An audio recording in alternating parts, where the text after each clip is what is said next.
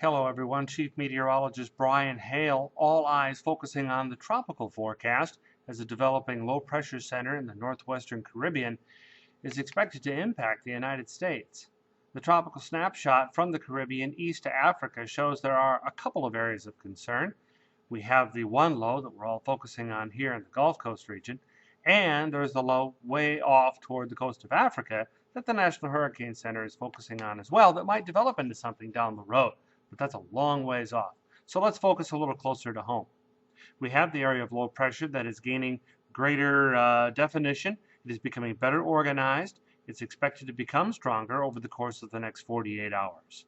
Now, there are two schools of thought. One school, and it's the lesser school at this point, has the area of low pressure center developing a little further west toward Belize and then taking the storm almost due west on towards southern Mexico and Central America, just skimming over Central America.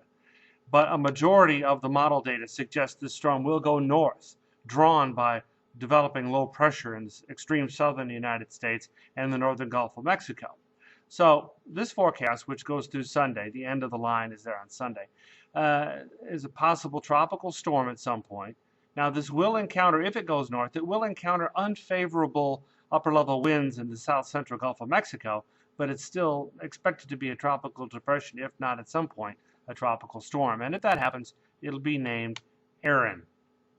And again, the preponderance of evidence would suggest that it will go north to the Gulf Coast between Louisiana and the Florida Panhandle, potentially as a tropical storm.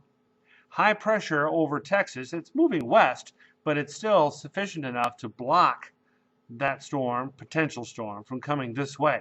Even if it were to take that southerly track over southern Mexico, the due west track, it would still be blocked by this high pressure from coming this way. So either way, we're protected in this forecast. Futurecast takes you through the next couple of days with mostly clear skies, turning partly cloudy. The threat of showers will remain to the north along that trough of low pressure and stationary front. Some of that could slip down far enough south along our shore, but I think basically we're without showers in this forecast until the weekend. You saw a couple of pops there on Friday. I think those pops represent a holdover.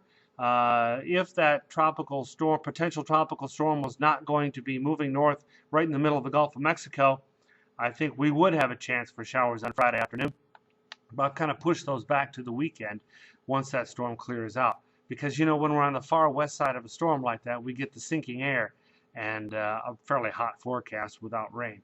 Futurecast in terms of winds, all right, well, we'll pretty much have a swiveling wind, if you will, because that high pressure will be migrating west, and the trough of low pressure coming on into the northern Gulf will help to shift things around. But overall, let's go with an east wind, 10, 15 miles an hour, maybe nearer 20 by each afternoon. So just a little bit on the breezy side there. Saturday, Sunday, and on through the early part of next week, we bring back the chance for an afternoon shower, be it a sea breeze shower, all the way on through the early part of next week.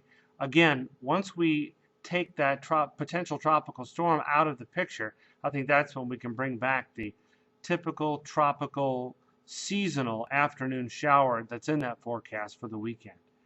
Again, doesn't look like the tropics are going to threaten us, except for with hot temperatures. That's a look at your 24/7 forecast.